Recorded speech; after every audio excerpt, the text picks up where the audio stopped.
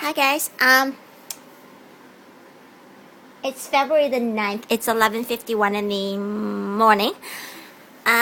It is a little dark in here. The blinds are open slightly, but I don't want to wake up my boo-boos, but she's kind of awake anyway. Uh, can we get a front row view? Let's see. Here is Nala. Aww. Hi, boo-boo. There is Speedo. No.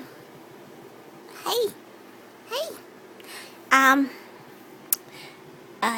I didn't mention it on YouTube, but yesterday, there's their food.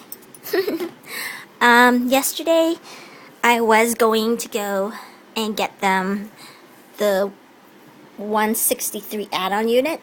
That's like this top part only. So basically, it's the unit that has the cutout, but it does not have a bottom level. So basically, I would take away the roof of this second cage over on the other side of this wall. I would have taken that roof off and just added this thing on top. Unfortunately, Petco apparently doesn't sell it in the store. They only sell it online. So my decision is fixed. I will be getting a second double stack. Originally, when my mom said she was going to the States, I had hoped that I could have gotten the add-on unit, and then I wouldn't have had to buy a full cage, because the more cages I buy, this one might have ended up getting resold, or I would have to hang on to it. I don't know if I would sell. It depends. If I can get 100, I would sell it, but I definitely wouldn't sell it for anything less, because I paid $181 for it, and I've only had it for 3 months. So and there's no damage except for, of course, a tiny little nibble on the pants, but on this one there isn't. It's just on the tops actually. But my point is, I would not sell for less than that, and it would come with the scatter guard anyway. So we're talking about a $200 cage. So I was going to get the cage, but I couldn't. So I'm gonna be getting another one of these. Where this one go, probably after I move, if I decide not to sell, I will take it off the wheel. Probably I might take it off the wheel and stack it on top. But this cage would be massively high, and I would actually need a stool to get up there to clean it. The other thing I could do, depending on where the space is in the new place, I could just keep it like this. So basically I'll have one cage plus the other cage, and then I'll just have one more on the end. So basically it'll be 3 cages across. That would be the best use of my space-wise, like for my cage, because they have more room to really run, like distance-wise, but it would not be good for the room, because it would be a really long cage. But that's my plan. Unfortunately, I wasn't able to get the other cage, so I have about $200 saved. I need $335 to get the cage, because the cage is $305, and then $22.50 for the scatter guard, and then another $8.50 to get the taxi home. So I'm looking at about $135 more. So if I'm able to, I might be able, if I can squeeze about $80 out of the next 2 months, I should be able, if I actually can squeeze $80 out of the next month, March, I'll be able to get it 1st of April. But I don't know, because right now my budget, I'm sitting at, negative, negative 100 and something, meaning I'm into March's payment. Meaning I'm already using what I make in March, my first paycheck in March. So because I got the fleece, but I haven't been refunded. So right now my balance is sitting at about 900. So I only make about 600 a month. So the plus the 200 I've saved, so I'm basically sitting at negative. So in order for this to happen, I would have to at least get refunded, and which I am in the process of doing. The fleece did not arrive, and I've actually acquired some elsewhere, but they don't have it in yet. So I've gone and prepaid. So everything's riding on the fact that the dispute works, because I'm disputing the Dr. Foster and Smith because they didn't arrive. But it wasn't really their fault. I think it was the UPS people. About that, just a quick note. I ordered from Dr. Foster Smith on the 22nd, I believe, of January. And they gave me an email early early morning of the 23rd saying it shipped out. Then for the next week or so, it sat at Ontario, wherever Concord, Ontario is. They sat there up until the 3rd, and then on the morning of the 4th, when it was due to arrive, February 4th, it never said anything when I went to work, which is 5 o'clock. So when I checked online at about 4:50, there was no indication that it wasn't coming. But there was no indication that it was, because I was like, how do you get from Ontario and then get to a sorting plant and then get it to Richmond, wherever, and sort, like, I just don't understand how they could do it in like another, I don't know. I was assuming it would arrive by noon. So this was around 4:50, 5 o'clock. So I'm wondering how they're going to do it in just like 5 to 7 hours. So anyway, when I got off work at 9, around 9:10 or so, I checked my email while I was at the bus stop, and it suddenly said adverse weather conditions, so it would be delayed. And what I took that to mean was it was just going to be late for the day. I did not know that they weren't going to deliver. So anyway, I spent all of Monday waiting for my parcel, and it didn't arrive. And then I contacted Dr. Foster Smith and said, this is ridiculous. It sat in Ontario for the whole, I don't know, 7 working days or whatever. And then I said, when it's due to arrive, the day of the delivery date, then they suddenly give me a BS email about adverse weather conditions, and apparently it was already located in Richmond. So it had made it from Ontario to Richmond on the 4th. But the thing is, the local weather, because I live in Richmond, the local weather report said it was cloudy, but it was still clear skies, and maybe the occasional scatter of sunlight.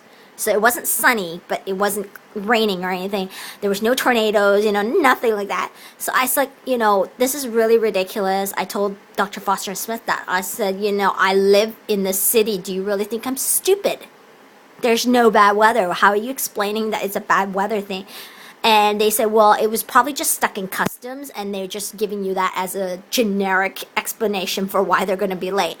And I said, customers would probably feel a lot better if you gave them an honest answer. I would rather know that it was stuck in customs instead of something BS like adverse weather, because, hello, the weather was kind of like this outside. If I can show it to you. Like that. Like that. But a little darker. But it was not raining. So I was like, it's really stupid if you're trying to convince me there was bad weather out. So then they told me that it would arrive the following day. So okay, on the 2nd, Tuesday, so this would be the 5th, I woke up at about 8 o'clock, a little earlier actually, but I didn't think they would deliver. But I went out there anyway and checked, and it wasn't there. And I did specify on the checkout order that I wanted it on the side door, but I kind of knew that some people don't read, and some people just don't listen. But I checked both sides of the doors, front and side door, and there was nothing. And then for some reason, I went back to sleep by accident. I woke up at about 9. I went out and checked, and I kept checking online, and its status kept saying it was supposed to be on delivery on the truck. But it doesn't say when. And I tried to Google it, and they say that sometimes they deliver even up till 8 o'clock. So I'm like, oh, great. So I waited and waited and waited, and I kept checking every 10, 15 minutes outside. The whole entire day. I didn't even get to go eat anything because I didn't want to be caught off guard. I want to make sure that I catch this guy because it's a really expensive order. It's $181, So anyway, I waited and waited. There was nothing. And then I was getting really pissed off by about 6:30. And then by 7 o'clock, I was already typing the dispute to Capital One, and before I clicked send, I went outside to check just one more because I don't believe they would deliver past 6 o'clock. I've never had a delivery service in my neighborhood that delivers past 5 actually, but anyway, I waited till 7. I went outside once more, there was nothing, so I pressed send. So I sent it to Capital One, my MasterCard, and I disputed it. I'm saying it never delivered, and they're giving me all these BS excuses about the weather and customs and stuff, and I don't believe any of it. So anyway, then right after I did that, I refreshed the tracking for UPS, and it says it delivered. And apparently, according to the timestamp, they said it delivered at 6:48, but it was already 7 o'clock. But I'd gone out there at about 50 after. So, I don't know if it was just a difference of minutes. But I went out there right away, and there was nothing out there. But it was pouring out. So I'll give them the benefit of the doubt, but I went all the way to the front door. so I'm assuming they didn't leave it in the bushes. So I went and checked the front door where there's a little alcove, and there was nothing there. So now I'm getting really, really mad because now they're claiming they delivered it, and they sent me some email saying basically it was just the parcel, the weight, the date, and the time that they dropped it off, and then they have this audacity to write on the very top of the email saying this serves as proof of delivery. And I'm like, and they clearly wrote front door, and I was like, okay, first of all, it's an email, it doesn't prove anything, and two, I specifically said side door when I filled in the order form on the online order for checking out where I want it delivered. And I was like, you can't just send somebody an email and say, oh yeah, this is proof we delivered. That's as good as me saying, yeah, I swiped in to go to work, but nobody actually saw me at work the whole time I was there. But yeah, no, this serves as proof I signed in. It's bogus. And so now Dr. Foster and Smith are trying to get in contact with me and trying to say, okay, so we've started an investigation to look into it. And I'm like, I'm refraining from telling them I couldn't care less what you're doing, because as far as I'm concerned, I've taken this matter to my own hands. I've disputed it. So I'm not paying it. Unless the parcel arrives, in which case I will tell Capital One that the parcel arrived. But I'm not paying first and then waiting for a refund. I'm sorry, but I have things to do with my money, and I'm not waiting around for them to, because I read online after I've disputed, I read online that a lot of these disputes just end with, I'm sorry, as far as we're concerned, our system shows it delivered. Well, of course their system shows it delivered. That's how they sent me an email. So it's really bogus. So they need like 10 business days to do that. So after that, it's already 1 month. So then your credit card cuts off.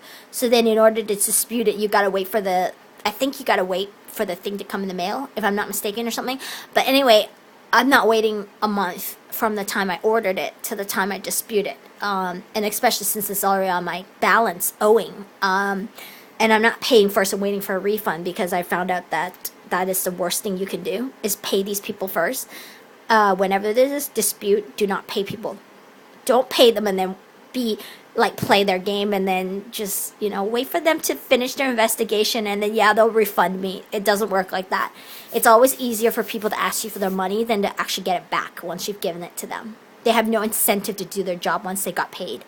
So I've disputed it. They haven't mentioned that they're aware of it, so I'm not sure how long the dispute takes, but I disputed it on the same day they were supposed to deliver, which was the 5th of February. So yeah, guys, it's been a long video, I'm sure, but just wanted to let you know what's going on. Okay?